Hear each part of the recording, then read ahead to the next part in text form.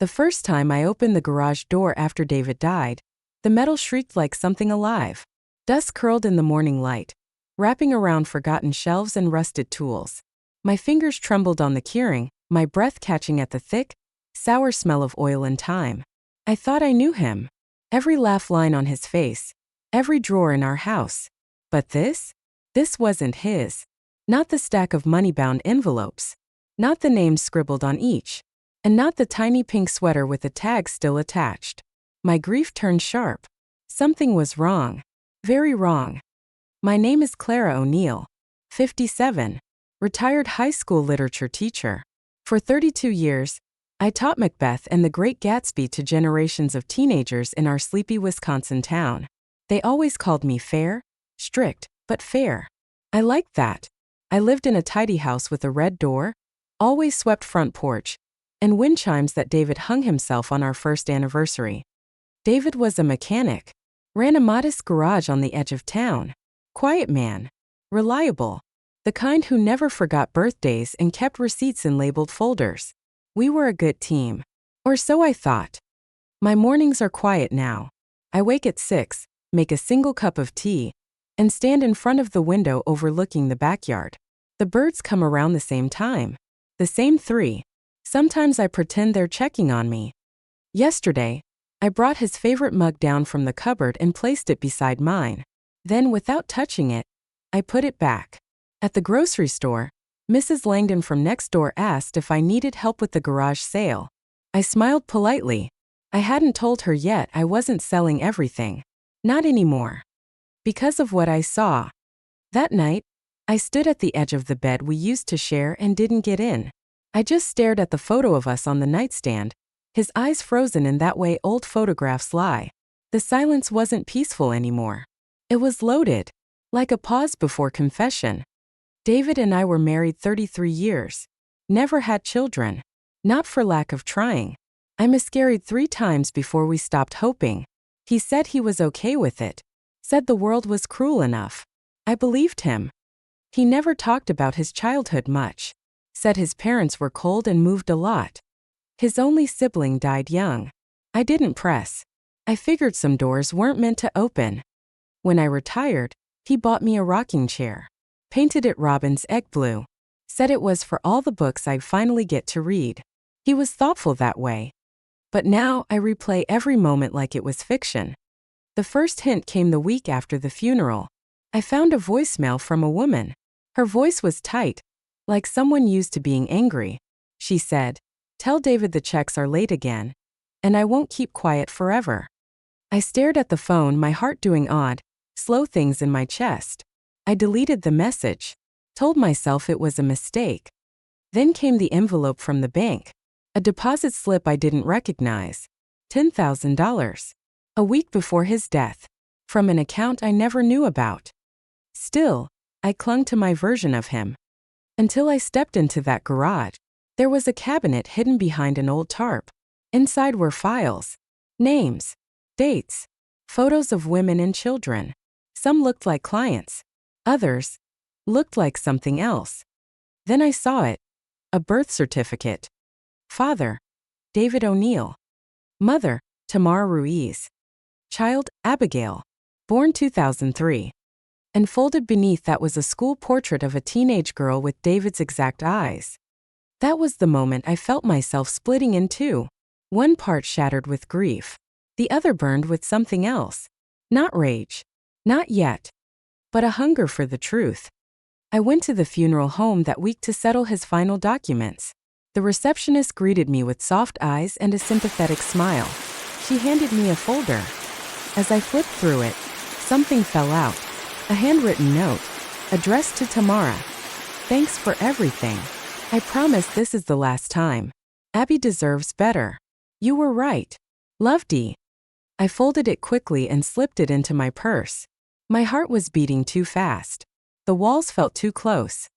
Later that evening, I attended a neighborhood gathering at the community center. A tribute was held for David. A slideshow played. People clapped. Someone called him the most honest man I've known. I stood near the punch table, watching people tell stories of the man they thought he was. It made me nauseous. Then I saw her. A woman in her 40s. Tan coat. Nervous eyes. She didn't speak to anyone. Just stood near the exit. I walked over. You knew him, didn't you? She blinked at me, startled. Then nodded slowly. He was my mechanic. Her voice trembled. He was more than that. Her lip quivered. She didn't wait for me to respond. She left. I didn't sleep that night. My chest felt full of sharp metal. The next morning, I called the number on the voicemail. A teenager answered. I asked for Tamara. The line went quiet. You're not supposed to call here. I told her who I was. She hung up. Later that day, I drove to the return address on the bank slip. It was a duplex in a rougher part of town. A young girl was sitting on the steps, earbuds in. Abigail? She looked up. The resemblance was undeniable. Who are you? Just someone trying to understand. She stared, then stood up and walked inside. The door didn't close all the way. I stood there, unsure. Then I heard a woman yell from inside. You let her see you?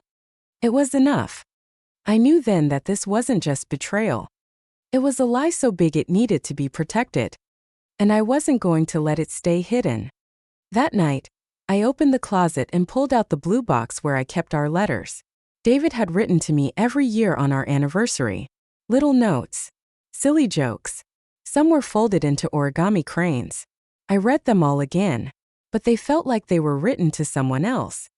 At the bottom of the box was an old journal of mine, the one I kept during our third miscarriage. I had written something then. Pain doesn't go away. It waits until you're quiet enough to hear it again. I closed the book, breath shaky. Grief I could understand, but lies? Lies that took my future, my dignity, and buried it under someone else's life? No. I stood in the hallway for a long time. Then I made tea. I sat in the rocking chair he gave me and looked out at the darkness. I wouldn't scream. I wouldn't destroy. I would uncover. Because truth was its own kind of justice. I started small. I went to the bank and requested records tied to David's accounts. They hesitated. I showed the death certificate. Still, they only gave me summaries. Not enough. Then I visited his lawyer. A younger man who looked like he wanted to be anywhere else. I'm his wife. I deserved to know if he had other obligations. He fidgeted, then said something about confidentiality. Said I'd have to go through court. That was setback one. I didn't stop. I combed through the garage again. I found an old email printed on dot matrix paper from 2005. It was from Tamara. We can't keep doing this, David. She thinks you're at a conference. I went to the local paper. Asked if they'd archived David's charity donations. The clerk was suspicious. I said I was organizing a memorial article. Turns out he'd been donating to a foundation called Abigail's Start every month. Quietly. No tax receipt.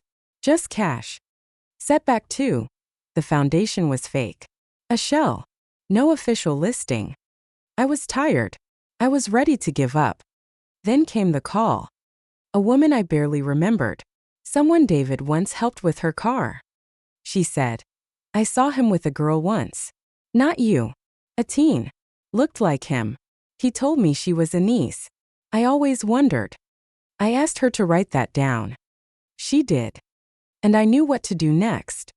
I organized a small memorial at the school where I used to teach. Former students came. Neighbors. Even local reporters. I stood at the front of the library.